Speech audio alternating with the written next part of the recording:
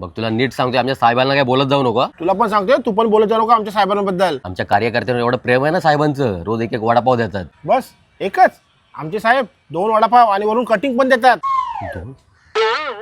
हा मग काय झालं, आमच्या साहेबांचं किती प्रेम आहे आमच्यावर. आम्ही एकनिष्ठ आहेत साहेबांचे. एकनिष्ठ? तुमचा साहेब आहे का तुमचे एकनिष्ठ? कधी ह्या पक्षात कधी त्या पक्षात. तुमचा पण साहेब काही कमी नाही, आतापर्यंत 4 पक्ष बदललेत.